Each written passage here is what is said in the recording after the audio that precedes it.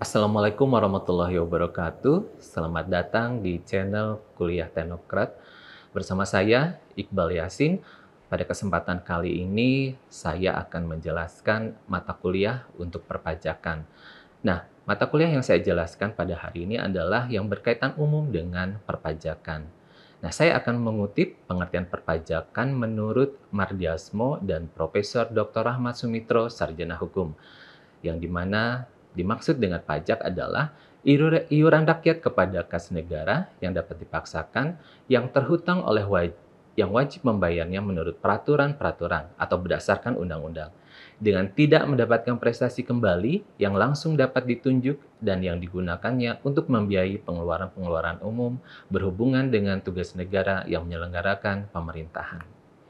Nah, dari pengertian perpajakan yang sudah saya jelaskan tadi, kita bisa mengambil ciri atau unsur yang melekat pada pengertian pajak.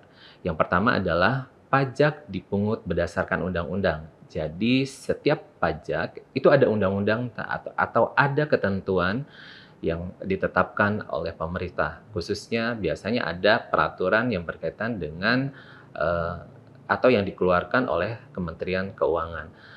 Dan aturan pelaksanaannya dapat dipaksakan. Kenapa bisa dipaksakan? Karena ada undang-undangnya, ya. Jadi kalau tidak ada undang-undangnya, itu tidak bisa dipaksakan, ya. Nah, yang kedua adalah tidak ada kontra prestasi langsung secara individu atas pembayaran pajak. Jadi pada saat kita bayar pajak, kita tidak bisa langsung menikmati, ya, atau merasakan apa sih yang kita dapat pada saat kita membayar pajak. Kenapa? Karena pajak itu nanti akan digunakan untuk pengeluaran pemerintah atau negara, ya, misalkan membangun jalan, membangun jembatan, kemudian pembangunan-pembangunan lainnya yang memang sudah direncanakan oleh negara ataupun pemerintah sebelumnya.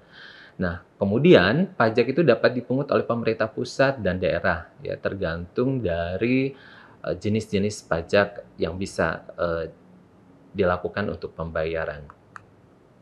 Nah, dari pengertian tadi bisa kita simpulkan bahwa fungsi pajak yang pertama adalah fungsi penerimaan. Kenapa fungsi penerimaan? Karena pajak merupakan sumber dana yang digunakan oleh pemerintah ataupun negara yang nanti akan digunakan untuk membiayai pengeluaran-pengeluaran negara. Nah, yang kedua adalah fungsi mengatur, ya. Apa itu fungsi mengatur? Fungsi yang mengatur tindak sosial dan kegiatan ekonomi yang ada di masyarakat. Misalkan, ya, pemerintah bisa mengenakan pajak yang lebih tinggi untuk minuman keras, misalkan untuk rokok ataupun untuk barang-barang mewah, sehingga untuk mengurangi kesenjangan sosial yang ada di masyarakat. Nah, apa sih perbedaan antara pajak, retribusi, dan sumbangan? Ya, kalau tadi saya sudah jelaskan apa itu pajak, nah sekarang adalah retribusi. Nah, retribusi ya, retribusi pada umumnya mempunyai hubungan langsung dengan kembalinya prestasi ya. Jadi pada saat kita membayar retribusi, kita bisa merasakan langsung apa yang kita bayar. Kemudian karena adanya pembayaran tersebut ditujukan semata-mata untuk mendapatkan suatu prestasi tertentu dari pemerintah ataupun dari suatu negara. Oke, kemudian sumbangan. Ya, sumbangan berbeda dengan retribusi karena sumbangan akan dirasakan manfaatnya oleh penerima sumbangan. Ya, tidak ada kita menuntut prestasi atas sumbangan yang sudah kita keluarkan. Nah, berikutnya kita akan masuk ke pembagian jenis pajak. Ada 3 pembagian jenis pajak. Yang pertama menurut golongannya, yang kedua menurut sifatnya, yang ketiga menurut pihak pemungut dan pengelolanya. Oke, menurut golongannya. Pajak langsung dan pajak tidak langsung ya. Pajak langsung adalah pajak yang bisa langsung kita bebankan kepada si wajib pajak. Misalnya adalah pajak penghasilan PPh 21 atas penghasilan yang diterima oleh si wajib pajak. Karena wajib pajak yang menerima penghasilannya, maka pajaknya langsung dibebankan kepada si wajib pajak. Untuk pembagian atau menurut golongan untuk pajak yang tidak langsung, contohnya adalah pajak pertambahan nilai, yaitu pajak yang tidak langsung kita bebankan kepada si wajib pajak, ya. Jadi kalau misalkan ada si wajib pajak melakukan penjualan barang atau jasa kena pajak, maka pembebanannya bukan kepada si penjual, namun kepada si pembeli. Dan sebaliknya, ya, itu adalah ketentuan dari pajak pertambahan nilai ataupun PPN. Yang kedua adalah menurut sifatnya. Menurut sifatnya ada pajak subjektif dan ada pajak objektif.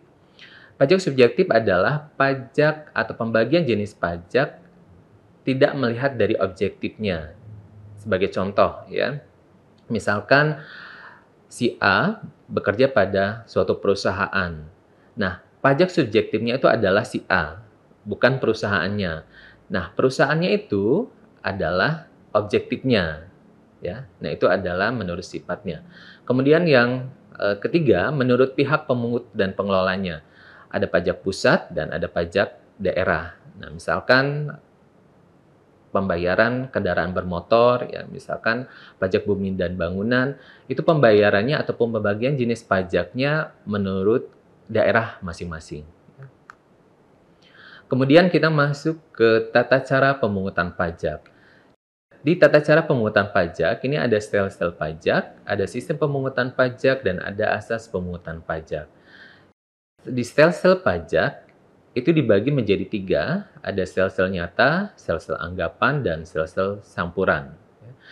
Sel-sel nyata adalah tata cara pemungutan pajak ataupun perhitungan pajak berdasarkan berapa sih nilai penghasilan pada saat itu. Jadi nyata penghasilan saat itu yang diterima oleh si wajib pajak. Untuk sel-sel anggapan, tata cara pemungutan pajak dihitung berdasarkan anggapan atau kejadian yang sudah lalu. Misalkan tahun lalu si wajib pajak dikenakan untuk pajaknya sekian, ya, maka untuk pemungutan ataupun perhitungan pajak berikutnya itu berdasarkan anggapan tahun lalu, ya. Sel-sel campuran yaitu tata cara pemungutan pajak yang bisa kita gunakan, baik itu menggunakan nyata atau anggapan. Tinggal kita memilih, ya, untuk yang sel-sel campuran. Kemudian kedua adalah sistem pemungutan pajak. Ini ada official assessment system, ada self assessment system, dan ada withholding system. Di official assessment system, ini tata cara pemungutan pajak dilakukan oleh Fiskus. Ya, jadi pemerintah itu yang menentukan berapa besarnya pajak yang akan dikenakan kepada si wajib pajak. Contohnya adalah pajak bumi dan bangunan. Ya, itu adalah pemerintah langsung yang menentukan berapa sih besarnya pajak. Untuk self assessment system, yaitu tata cara pemungutan pajak yang bisa dilakukan atau dihitung oleh diri sendiri atau si wajib pajak itu sendiri. Ya. Misalkan si wajib pajaknya mau menghitung berapa sih besarnya PPh 21 yang harus dia bayar, jadi dia bisa melakukan perhitungan sendiri dengan ketentuan tata cara perhitungan dari PPh 21. Withholding system. Withholding system ini adalah tata cara pemungutan pajak yang bisa dilakukan atau bisa menggunakan pihak ketiga. Ya, misalkan dari self assessment systemnya sendiri tidak bisa menghitung dan kemudian dari Fiskus itu memang tidak bisa melakukan perhitungan atas pajak tersebut, maka bisa ditunjuk pihak ketiga untuk melakukan ataupun memungut pajak. Berikutnya adalah asas pemungutan pajak. Nah, asas pemungutan pajak dibagi menjadi 3, berdasarkan tempat tinggal, berdasarkan kebangsaan, berdasarkan sumber. Nah, jadi untuk ketiga tata cara pemungutan pajak ini berdasarkan dari tempat tinggal si wajib pajak, ya, kemudian berdasarkan kebangsaan. Maksud dari kebangsaan ini adalah apabila ada kebangsaan dari luar negeri, ya, atau kebangsaan asing bekerja di dalam negeri atau di daerah pabean ataupun di Indonesia, pada saat dia bekerja dan mendapatkan penghasilan, maka kita tidak melihat kebangsaannya. Maka kita wajib melakukan pemungutan perpajakan ataupun pemungutan pajak terhadap wajib pajak tersebut, ya, tanpa melihat dari kebangsaannya. Dia berasal dari bangsa mana maksudnya, ya. Kemudian berdasarkan sumber. Nah, tata cara pemungutan pajak bisa dilihat dari mana sumber penghasilannya, ya. Nah, itu adalah 3 asas pemungutan pajak menurut tata cara pemungutan pajak. Berikutnya kita akan membahas tentang tarif pajak. Nah, tarif pajak ini yang saya bahas adalah tarif pajak yang biasa kita temui sehari-hari ya, yang biasa ataupun yang memang sudah sering kita lakukan ya di kehidupan ataupun di kegiatan kita sehari-hari. Yang pertama adalah tarif proporsional atau sebanding. Maksud dari tarif proporsional atau sebanding ini adalah berapapun besarnya pajak ataupun berapapun besarnya dasar pengenaan pajak yang akan kita kenai pajak, maka tarif persentasenya tetap. Contohnya adalah pajak pertambahan nilai, ya. Jadi, berapapun dasar pengenaan pajaknya, ya misalkan 1 juta, 2 juta, 3 juta, sampai dengan 100 juta, maka persentase tarif pajaknya tetap, yaitu sebesar 11%. Yang kedua adalah tarif progresif. Tarif progresif ini adalah persentase yang semakin meningkat atas penghasilan yang diterima oleh si wajib pajak semakin meningkat pula. Misalnya contohnya adalah di pajak penghasilan PPh pasal 21. Ya, ada tarif 5%, 15%, 25%, 30%. Nah, tarif-tarif itu semakin besar persentasenya, maka penghasilan kena pajak yang diterima oleh si wajib pajak juga semakin besar. Dan yang ketiga adalah tarif tetap. Ya. Contoh dari tarif tetap ini adalah biaya materai. Nah, jadi untuk biaya materai, berapapun nilai dari transaksi pengenaan atas materai tersebut, besarnya tarif itu tetap. Ya. Misalkan kita membuat perjanjian jual beli, misalkan nilainya adalah 5 juta sampai dengan 10 juta, atau kisaran dari 10 juta sampai dengan 100 juta, jumlah ataupun nilai dari biaya materainya tetap, yaitu sebesar 10.000 untuk yang saat ini. Ya. Nah, itu adalah macam-macam dari tarif pajak. Kemudian, materi berikutnya adalah timbul dan hapusnya hutang pajak. Yang pertama adalah ajaran formil. Ajaran formil ini adalah utang pajak yang timbul karena dikeluarkannya surat ketetapan oleh Fiskus. Jadi, ketetapannya baru akan keluar. Ya. Yang kedua adalah timbulnya hutang pajak karena ajaran material. Maksudnya adalah utang pajak timbul karena berlakunya undang-undang. Jadi, undang-undangnya sudah berlaku. Beda dengan ajaran yang formil tadi. Ya, ketentuannya baru akan ditetapkan oleh Fiskus. Yang ajaran material, ini undang-undangnya sudah berlaku, kemudian si wajib pajak melakukan kegiatan tersebut. Misalkan undang-undang tentang pajak pertambahan nilai. Ya, jadi kalau misalkan kita konsumsi barang dan jasa dikenakan 11%, undang-undangnya sudah ada pada saat kita mengkonsumsi barang atau jasa di tempat PKP atau pengusaha kena pajak, maka kita akan dikenakan PPN sebesar 11%.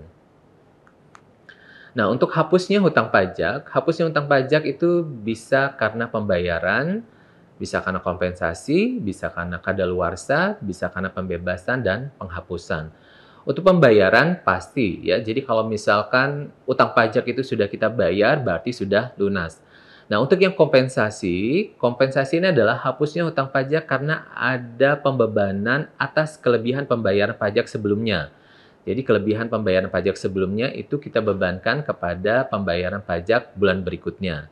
Nah, kadaluarsa ini adalah hutang pajak yang terhapus karena sudah kadaluarsa atau sudah lama ya. Kita belum bayar pajak, tetapi kadaluarsa maksudnya ketentuannya untuk pembayaran pajaknya sudah lebih dari 10 tahun biasanya ya, maka pajaknya terhapus. Nah, yang berikutnya adalah pembebasan dan penghapusan. Nah, pembebasan dan penghapusan ini karena suatu kondisi si wajib pajak tidak bisa membayar pajak, maka bisa dilakukan pembebasan ataupun penghapusan. Oke, demikianlah pertemuan kita kali ini untuk mata kuliah perpajakan, khususnya hal-hal yang berkaitan dengan ketentuan umum perpajakan. Demikianlah materi yang bisa saya sampaikan untuk mata kuliah perpajakan kali ini, khususnya untuk ketentuan umum tentang perpajakan. Jangan lupa like dan share, kemudian tinggalkan komentar untuk pertanyaan-pertanyaan berikutnya. Nah, demikian. Mohon maaf jika ada kesalahan. Saya tutup. Assalamualaikum warahmatullahi wabarakatuh.